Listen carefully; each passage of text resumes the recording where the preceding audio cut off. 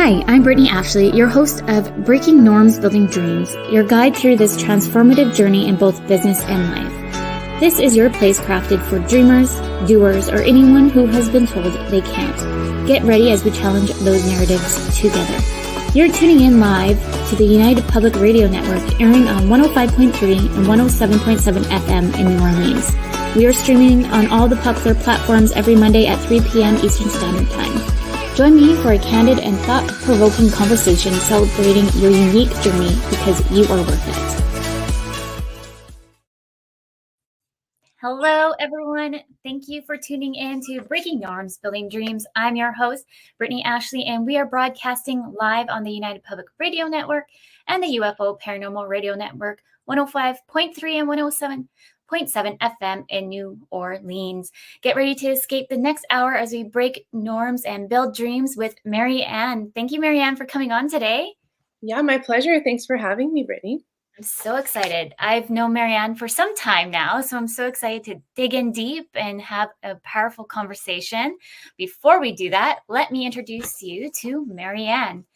Maryanne is the founder of System Queens. She specializes in transforming complex business systems into clear, manageable processes. With years of corporate experience and in deep understanding of CRM systems such as Salesforce, she excels in identifying client needs and creating roadmaps for success. From her home office in Maple Ridge, BC, where she lives with her 7-year-old daughter and Bruno, her rescue pup. She enjoys breaking down high-level information into actionable steps, ensuring business systems work for them. I'm so excited to dig into that because it's so important to have actual and meaningful automations and all the fun stuff that I like to say. Yes, indeed. Yeah. So Maryanne, maybe dig in a little bit on kind of how you started. Well, I came from the corporate world, as a lot of people in entrepreneurship have, and as well as a lot of other people. I was a COVID casualty at my job. I was in the corporate world for like 10 years. I was the systems and Salesforce administrator in-house at an online college. And then, yeah, I was a COVID casualty. But while on the job, I learned Salesforce and I became certified in it. And Salesforce, for those who don't know, is a very powerful CRM or client relationship management program. So when I lost my job, I had a severance, thankfully, and which gave me a couple months to like figure out what I was going to do next.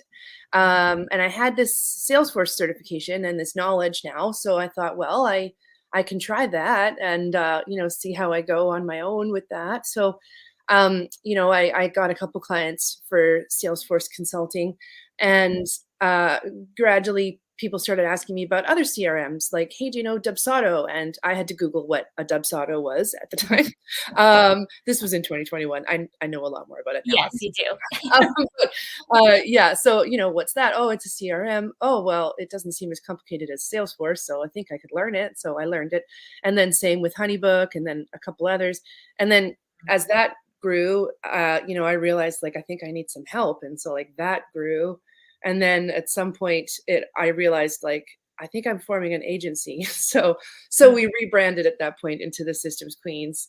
And that's how we were born, really. And now we have still a large focus on CRMs and systems, but we take more of a holistic approach into the business itself and what its processes are, what its client journey process looks like, and and then how can we support and use their systems to support that. Yes, love that. Systems are so important to run a business efficiently and effectively, especially if you're just kind of starting out. I always like to say, let's look at the underneath the hood where you'd like to go, and let's fix all the things first before we go further. Because even those who want to scale, you need to really fix those foundational pieces before scaling, because it's just going to be chaos. Mm-hmm. Yes. But I thank you for sharing that journey. I know so many of us started during COVID. I know I did too.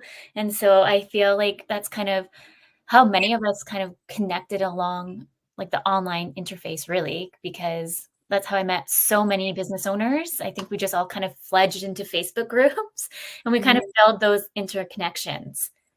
Mhm. Yeah, absolutely. But for System Queen, I love the name, by the way, of your business. Oh, Like, thank you. and also your website too. If anyone, oh, let me put that in banners. Let me, while I'm talking about the website here, let me put it in banners for everybody to go check out Maryanne's website. I just love how fun and interactive it is. And you also, you mentioned Salesforce, but for anybody kind of listening, like you do a range of CRMs I just really want to hit on. So I know you have like a jobber expert, you can do HubSpot, you can do like pretty much anything Maryanne's team can come in and assist. Yeah, yeah, that's another reason why I started growing such a larger team is because I had business owners in various different industries coming to me, and Mhm. I realized I can't hold all this in my head. So, as well as the just the number of people. So yeah, we have a specialist for people in the trades. We've got someone for people in wellness. So we have like a Jane app expert, Amazing. and then Dubsados and Honeybooks, and we don't look at we don't like I said before, we look at the business itself, and so we look at what system's best for this unique business and their needs, and that's not necessarily going to be this one over here, it might be this one over here, it might be this new one. So Yeah. yeah. Yeah, and I love that, because I find no one size fits all. And I Mhm. find, like, when I started coming into kind of the realm of this kind of side of the business, I felt like a lot of VAs would be like, "Oh, you need to go to Dubsado. Mhm. You Mhm. need," but then at the end of the day, like, it wouldn't really necessarily work with that business. And so, like, I always try to push, like, clients to, like, here are other options, but you go and take in the look in the back end to see if you feel comfortable too, because we Mhm. can recommend as much as possible too, and then they're not feeling like really in alignment when they go in the back end. For example, like I'm switching from Dubsado to Moxie, Mhm. Mhm. and like I was able to set up Dubsado in like overnight, but Moxie, I'm like, this is such a different layout. I need Yeah. to like wrap my head around why it's going left, right, and center sometimes. Yeah. Yeah. Yeah, one of the factors that a lot of business owners don't consider always maybe is the learning curve that might be involved in a program, and how much time they have on their hands to learn it, and how adept they might be in being honest with themselves, and how tech savvy am I? Do I Mhm, need something with a really small learning curve and like that takes less time if I'm going to do it myself? mhm. Or am I pretty adept and I do have some time on my hands, and then figuring out what that learning curve is going to be with that system before Yeah. they dive into the deep end. Yes, this is Yeah. so important because I find, and the thing is, it might be not so complicated for you to use Dubsado versus something else. So that's why I always say, like, take a look first and play around with it. If it's like you're kind of understanding how the system is working, then that might be the best fit for you. Mhm. Because I've had people come to me being like, I was recommended X, Y, and Z, and I just don't know how to use it or Mhm. how to even use it. You spent all this money for a program and it's not even working for you. It's working against you. So I love your process of being holistic and really staying true to the clients because that's so important. Maybe you can share a little bit more on like the consumer mapping journeys of what you walk clients through. Because some people listening, they might be like, what is consumer mapping? Because I know you Mhm. briefly mentioned that. Yeah, well, I mean, it's called various different things for various different businesses. It really comes down to what you as a business refer to your clients as. So Mhm. some people call them a consumer, some people say client, some people say customer. But whatever that is, for us, for example, we're a service-based business, so we call it a client experience mapping process. Mhm. Um, and basically, we work with business owners to get that entire process fully mapped out in a very detailed way uh, Mhm. for each step of the process. So generally, it's broken into 5 or 6 stages.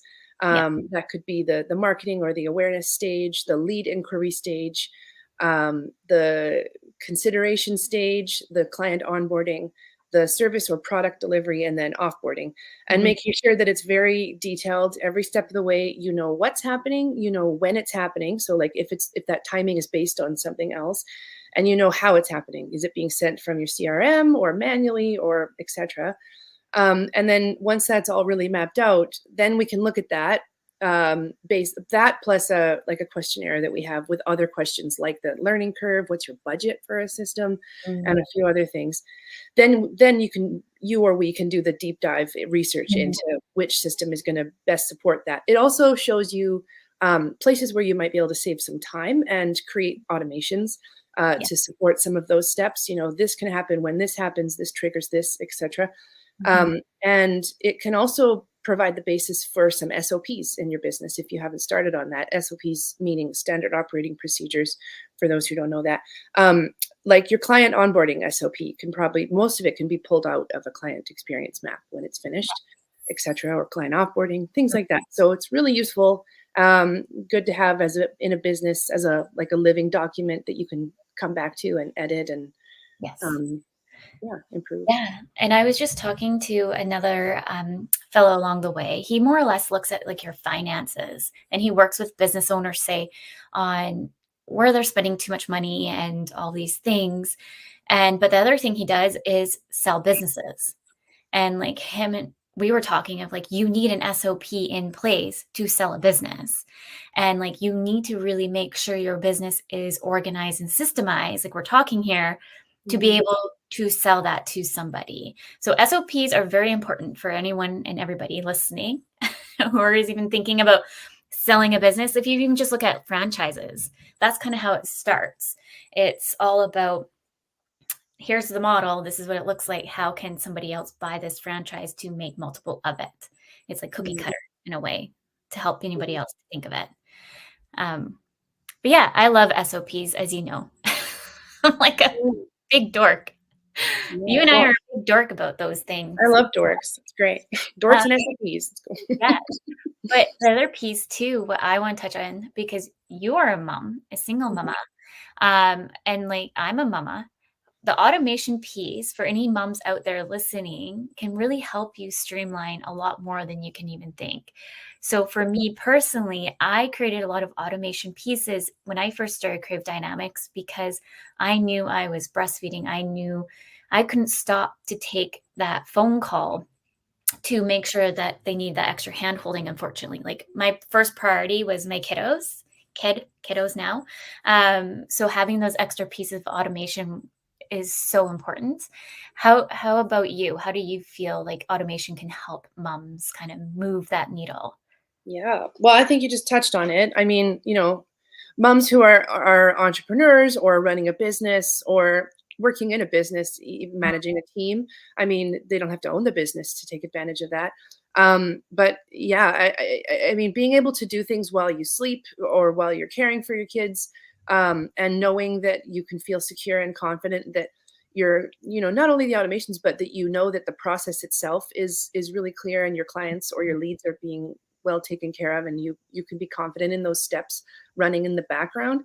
So like I sometimes get a notification that's like, so and so signed a contract, and then the next notification is like, so and so has been sent their welcome kit, or like, this is all happening in the background. Most of it's automation. Some of it's the fact that I have a couple team members, but they know exactly what to do because we have those SOPs. So we have a really strong client onboarding SOP that's written out, and she knows when she gets this notification to do this and this, and most of it's automated, so there's not much. Mhm. So it's a real weight off, and not only allows moms and myself to focus on their families and their children, but also other aspects in the business, or or their jobs, Yeah. other like SOP or CEO tasks, or other things to be focusing on to move that needle forward. So Mhm. Yeah. Well, thank you for sharing. Just I find some people get a little overwhelmed when they think about automation. And really, mm, it's just kind of like taking one step at a time, and going back to the consumer mapping piece will really help you create like a strong foundation. And it's good to kind of highlight too, um, a business is always changing. So right now, I'm reflecting in and seeing like my kids are getting older. I don't necessarily need all these things in play. So how can I fix it? Or I'm growing. So how can I fix it to work for me now than mm, against me? Because right now, mm, I just feel like it's utter chaos sometimes. mm, No yeah. one wants chaos. Yeah. Yeah. Along those lines, something I'll mention too is that I find that some people are a little nervous about embracing the full automations piece right away, Mhm. because there's different people. There's people who are like, let's do it, let's automate as much as we can, and then there's some people who are like, let's keep everything as manual as possible. I want to have as many touch points as I can, and then there's people in the middle as possible as well. You can automate a lot of things, but have like a stopgap so that you can go in and like customize something or double check it before it goes out, but Yeah. the template is there and everything's like ready. You just have to go and like give it an eyeball and a couple tweaks and then Mhm. send it. So like, that's possible too. There's a middle ground, and then as you get more comfortable, you can go more towards more automation or keep it in the middle. It's really like tailorable to each person's desires. Mhm. Yes. Maybe we chat a little bit about your kiddo. I know you're a single mama, so Yeah. do you want to chat a little bit about that journey as well for all the other single mamas out there and wanting to maybe even pursue owning their own business? Mm. Some Yeah. might be like, "How can I do it?" Yeah, well, That's uh, a handful. yeah, that's a hefty one. Yeah, I'm a single parent. I became single in 2019. My daughter is turning 8 in September this year. Mhm. Um, so it's been a few years. It's been 5 years. When I became single, I was like gainfully employed, as they say, so it wasn't as much of a concern. And then I lost my job in 2021, so I was 2 years into being single, and by then I had just gotten a mortgage, and a Mhm. car, so, with payments. So Yeah, it was, a little stressful when I lost my job.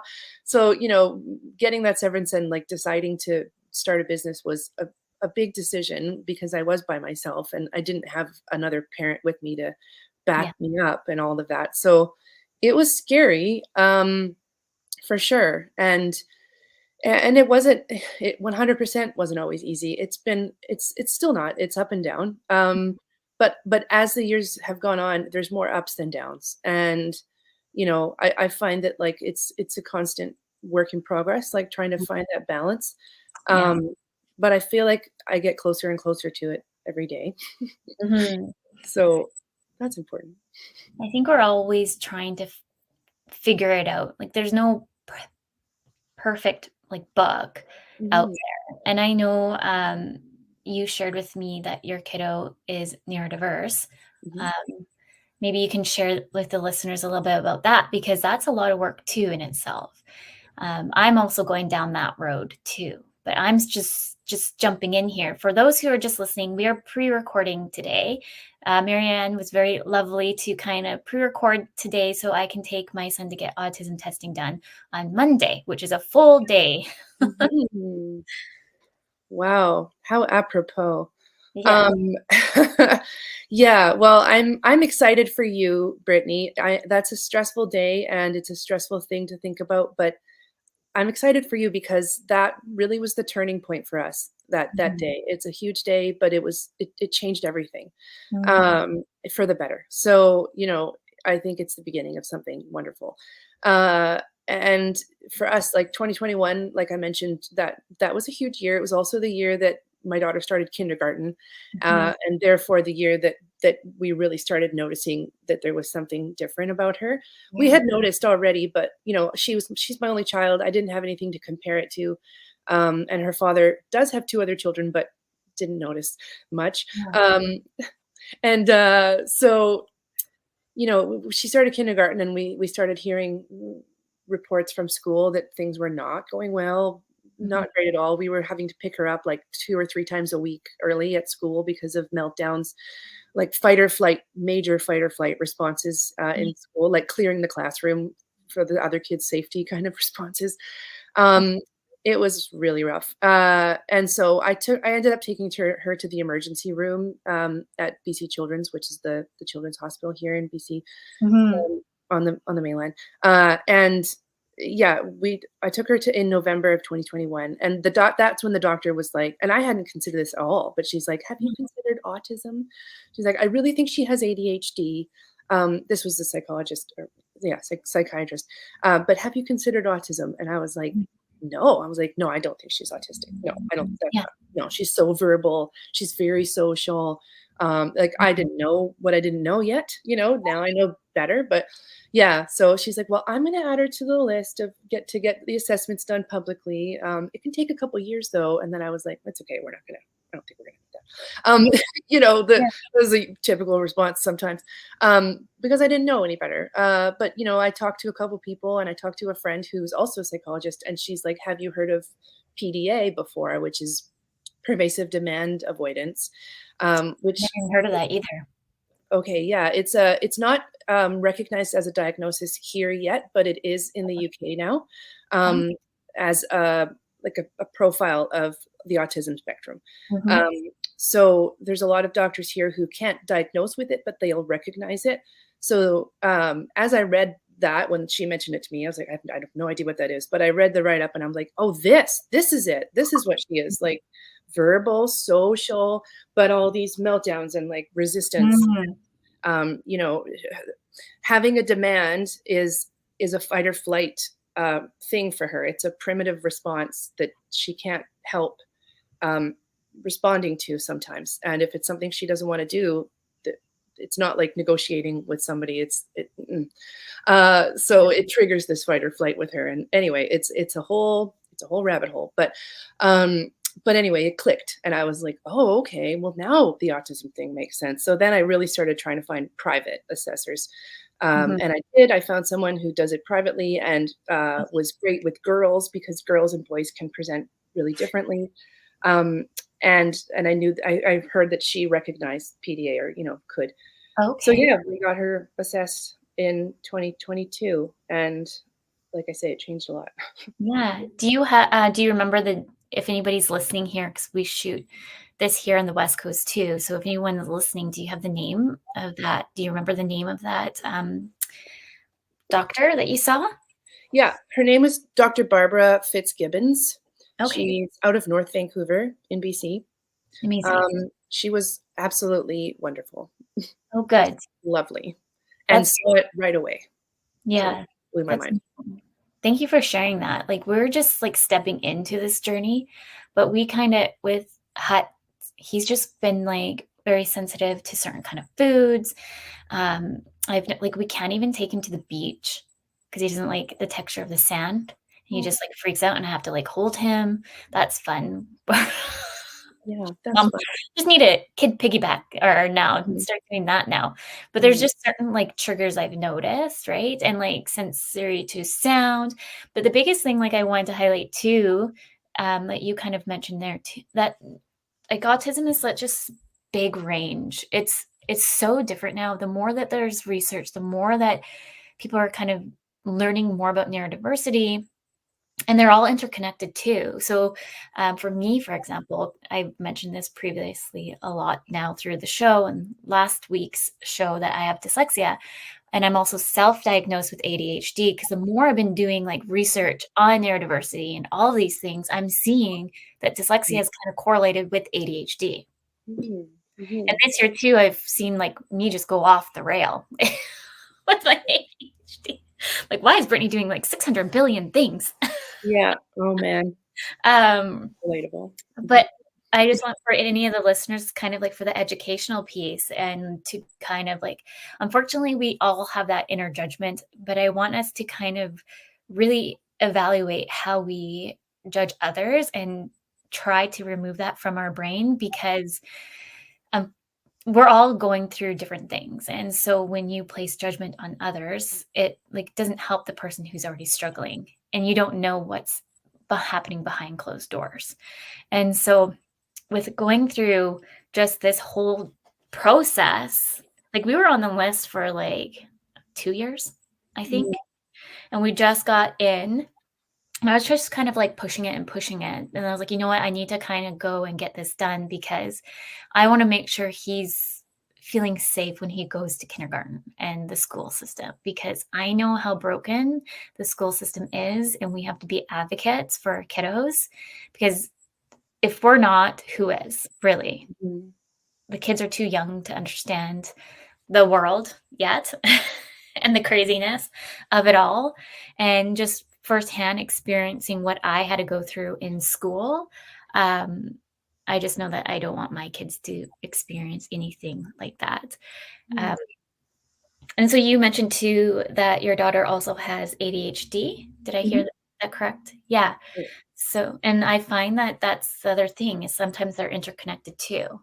That Mhm. I have been reading by means. I am not a doctor. Just on research for anybody's like, oh, Brittney's like, Mhm. uh, but yeah. So thank you for sharing that. So as a mama, as going through this too, do you have any kind of tips for any moms just kind of navigating it for the first time or currently in it? Yeah. Well, I will say also just to respond what you said, to what you said, the same thing happened with me, and I hear it happens a lot. That when your kiddo starts to go down that journey, or you're going in that journey with them, you start to learn more about these things. Like I said, Mhm. I didn't know about autism. I didn't know enough. I thought I did. I didn't. I didn't know enough about ADHD either. And as I started to learn more about them, I started to recognize traits in myself, for ADHD. And then Mhm. I did seek a diagnosis, and I did get diagnosed. Mhm. Shortly after she got diagnosed with autism, Yeah.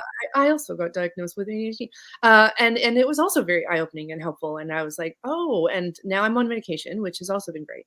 Mhm. So there's that, which has helped explain a lot for me, in my life. So really, this journey has been great for both of us. And in terms of any advice that I would give for anybody who's going through this, no matter what stage you're in, maybe you're just starting to notice things or question things or research things, or Mhm. maybe you're at the assessment point. I would just say try to keep an open mind. Do research, research what these things are. Um, and like you said, don't try not to judge any of these things, in yourself or your kiddo or anything like that, and just keep an open mind into what it could mean, but keep pressing forward. Keep trying to find answers. Keep trying to be your advocate for your kid, because you have to be, and especially with the school system, don't be afraid to be a squeaky wheel. If they are in the school system already, you sometimes you do have to push and be that squeaky wheel who just like keeps piping up and says, Mhm. "Hey, what are we doing here? What are we going to do for my kid? What are your plans? What have you been thinking?" Don't feel like it all has to come from you, the answers, because it doesn't, because it's Mhm. not likely that you're going to have all of them. I really had to push with my daughter's school, a lot in the beginning, and it's made a huge difference, like with the diagnosis and with all of that. And now she's at the same school, but there's just more resources in place. Mhm. They've become more understanding and knowledgeable. And she's doing a ton better. So Yeah. And I believe, I don't know if this is correct or not, but I think I overheard once you also get that diagnosis and you can bring that to school, then they can go to the government to get extra funding and support for that kiddo if yes. needed. So I'm just learning as much as I can because I didn't realize all this stuff. And so, and sometimes it's good to educate teachers too. I feel like sometimes there's teachers who've been around for a very long time. Like I still like when I was in university, I was told that I was not good enough to be in my marketing communications class because I didn't know how to spell correctly. And it's like it's called technology now. Like I can Yeah. use it or chatbot or something to help me out. Um, so just like even for me to still experience that, even when I went through the whole coaching certification, like I still got like so much pushback. And it's like we have not changed. We're now coming into almost 2025. And unfortunately, the world has not changed as much as we think it has on this. So it's the more like we're just saying advocates for yourself, advocates for your kids, it's going to really help move that needle to maybe even educate people more about it. Mhm. I'm just looking at the time and we're half an hour already into the show. So, those just tuning in, thank you for listening to Breaking Norms, Building Dreams. We are live, or actually, we're not live, are we? Scratch that. We're pre recording. I should have said also from the beginning. on the United Public Radio Network and the UFO Paranormal Radio Network 105.3 and 107.7 FM in New Orleans. My next question for you about networking and how you kind of build your momentum in your business. Yes, I love networking. A big part of how I have built my business is from making those connections and networking. And I think I said earlier that we kept getting asked if we do this system or that CRM or what have you from people in different industries. And that's a big part of it is because I do so much networking. So I meet so many people in different fields with different types of needs and things like that. So I'm big into BNI. I know you know that, Yes. which is Business Networking International. It's all over the world. There's local chapters though, so I'm in a local chapter to where I live. Currently with 36 other business owners, and we meet once a week. And so I joined them. I joined them very early on in my business journey, which really catapulted everything. And I will say that, of course, it has positively affected my business, but it's also positively affected my life, especially joining in 2021. I was lonely and it was pandemic times, but I made a lot of friendships and connections, even through Zoom. And now we see each other in person, but and that's benefited my whole life. And I've met other parents. My chapter is mostly parents, so that's Love really your helped. chapter. Anyone listening in Vancouver, what's the name of it? Just to give them a shout out. Love Yeah, we're that. called BNI Dynamo. Mhm. A lot of BNI meetings meet in the very early morning at Yeah. 7 o'clock, meaning you have to actually be there at like 6:30. Yeah, no thanks. It's not my thing. That's not I'm a parent, so like that's never going to work. Taking my daughter to school, but our chapter meets at 11:30 in the afternoon. So I love that's that. why we're mostly parents. I love that. I haven't told you this yet, but one chapter just started here in Langford. One of our clients actually started it, and I'm probably going to be joining it because it's at noon. I was like, thank you. Somebody finally listened to me. Mm. Yes. Oh, that's perfect. You're gonna love it. Yeah, I'm Great. excited to I told them probably more or less in like July. I feel like June is just chaos right now. I'm trying to get all the things in order before we go away. So I feel like July is like we're back and kind of still there. So I That's think amazing. you never know too when you're joining like something new chapter or like just starting. But I think like the momentum for that is going to pick up just because of the time frame. As we just mentioned, like 6 a.m., like that's so hard. And Mhm. everyone keeps trying to be like, come on over. I'm like, I am not doing 6 a.m. One, I Yeah. function to sleep somewhat in, not really 6:40.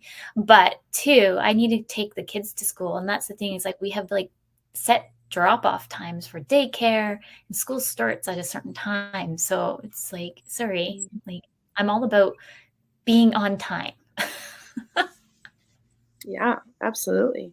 Yeah, Right. no, I'm sure the word will get out there and you'll get more and more people. So that's cool. Yes. And for anyone just kind of like starting out and building a business, always reach out to your current network Mhm. and just ask questions and see if they know where they can even direct you. But I love networking as well. Like I'm part of the chambers. And so I'm always constantly at the chamber. And it's funny because we were able to sign a pretty big project, which I'll announce later, but we're just working on it behind the scenes. And one of my fellow friends was like, how did you get that? You need to be a member on that.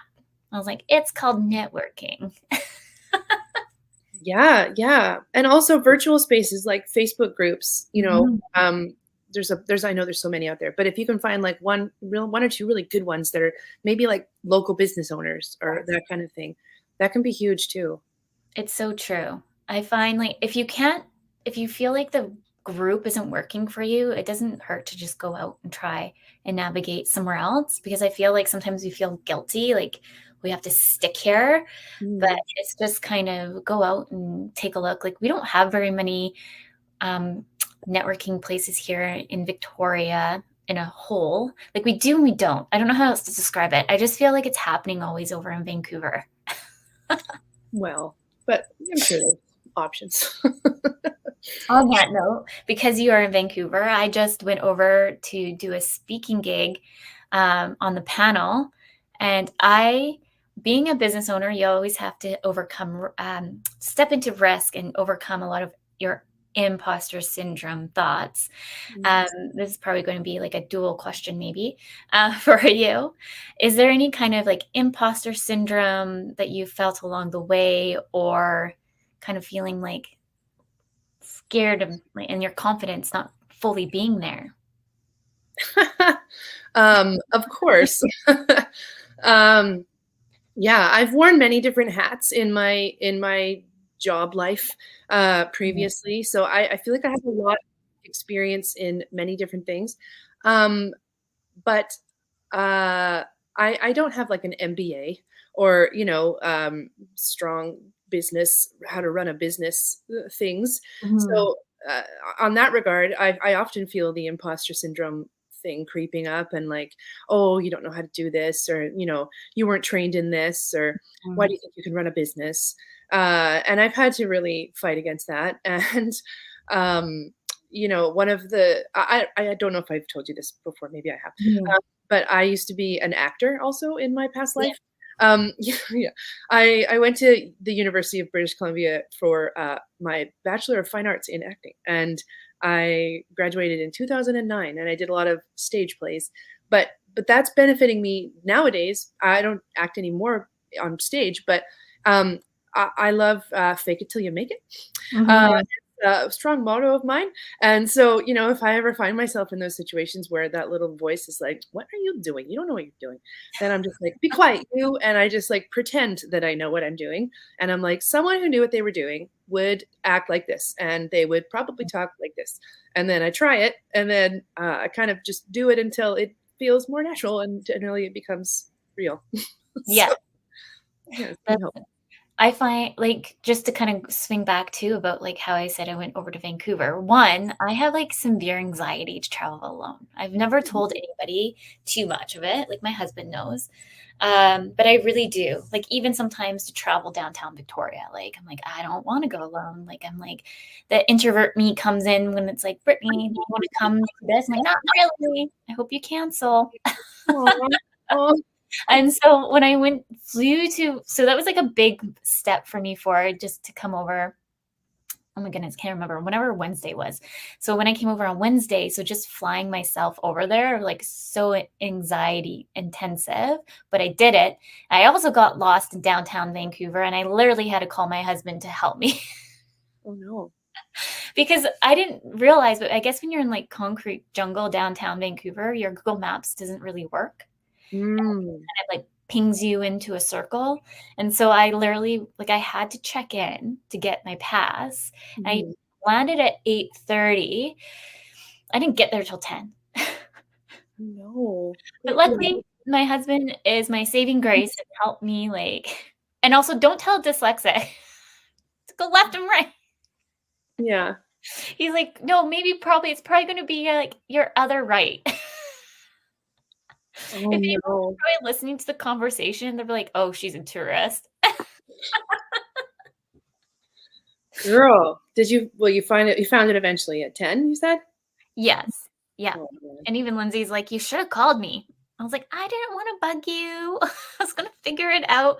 But the thing that I wish I would have known from the beginning is that if I just stuck to the seawall, all was well. For whatever Mhm. reason, luck I randomly too, I was on my girlfriend's flight. She was flying over to, um, Vancouver, and I haven't seen her in a long time, so we got to reconnect on the flight. But I kind of got distracted with her and went off the rear path talking, and then I was like, "Oh, right, I'm not following you. I need to go over this way." And then Mhm. I kind of went off.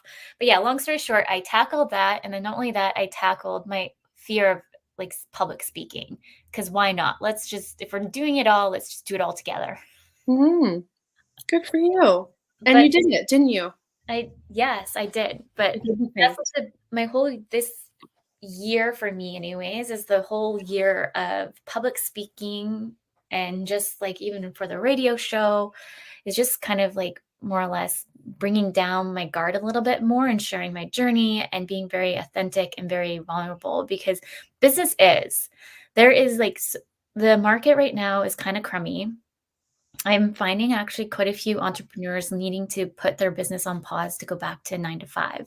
Yeah. The unfortunate thing is, being an entrepreneur, you need a lot of resilience. And so my next question to you, what does resilience mean to you? Well, I think it means,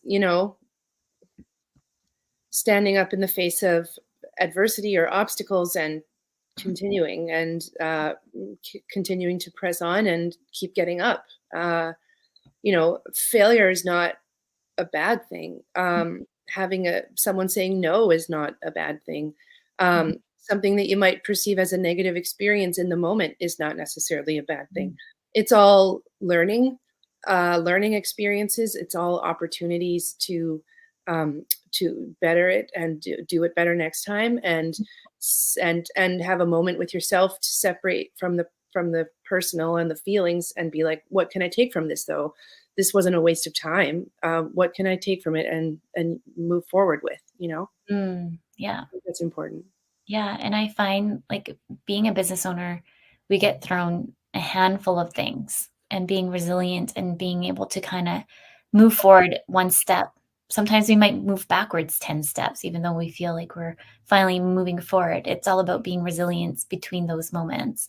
And I Mm. love that you said that, the failure piece, because I feel that we think that we have to be like, I don't want to say perfect, but unfortunately, social media makes it look like sometimes businesses like, oh, I'm going to go 10K, 5K when you first start. And like the reality of it, it does not happen that way. Like maybe No. if you're super lucky. Um, but like that's my biggest pet peeves is like those the people they like come work with me and I'll get you to 10K months or Yes.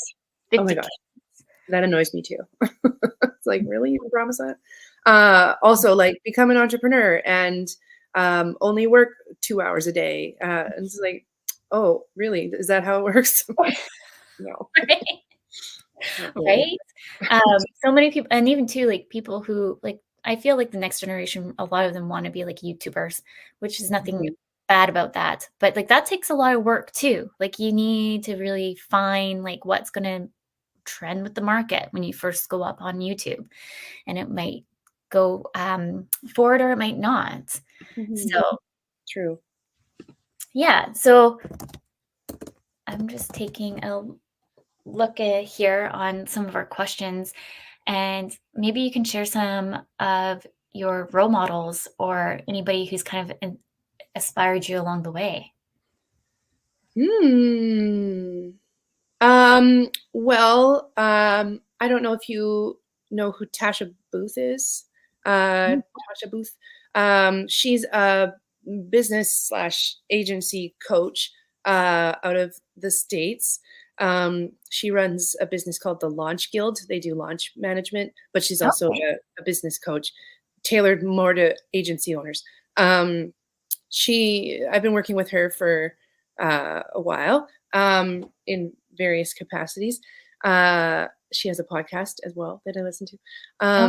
She's been a big resource for me, and yeah, I don't know. That's the one that comes to mind at the moment in terms Amazing. of How inspirations. did how did you find her? She also runs a Facebook group called How She Did That. Um, and that is how I found her. Someone invited me to that group, and I was like, "Who's this person? She sounds really fun." And like she knows what she's talking about. So then I Amazing. learned more. Mhm. Yeah, and I feel like that's so important for any new business owners just trying to start out, or people who are ready to scale, to kind of look within your network or start searching to see who else is out there who can be role models for you. So, like, I really love to connect with those who have a business and they have dyslexia. For example, we had Isabel, who Mhm. owns Strategies, who was just on the show last week. And when I found her, I super look up to her. I just love what they've built and all the things. And I just like, even like Richard Branson, for example, like I looked up to him when I was younger because I didn't understand dyslexia. And I remember doing like a report a long time ago, And I was like, oh, you have dyslexia. Oh, like even Jennifer Aniston has just dyslexia, like starting to like normalize it in a way to make it feel normal to me, that I just felt like I never fit into the box. And now I understand why. Like I'm like, I like to say I'm unemployable in a way because I get bored so fast. I'm like, on to the next, over here. Let's figure this out and move this over here.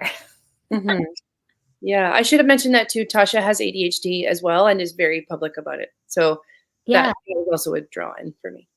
Yeah, right? I feel like too, like when you kind of see others be more vulnerable and open up on that, sometimes you end up interconnecting a little bit more on a deeper level and know that you're not the only one. Yeah. What are your big goals for your business? Well, we've been doing a lot of internal work this year. We've been growing 30%-ish year over year, which is It's great. amazing. And so thank you. We're finally, well, not finally, but we're more so than ever tackling some internal goals and strategic goals. We're working with a direct business consultant as well, who's helping us through that. So, some goals this year, are to, I'm going to continue to remove myself from implementation, as we talked about. It's not really working 2 to 3 hours a day.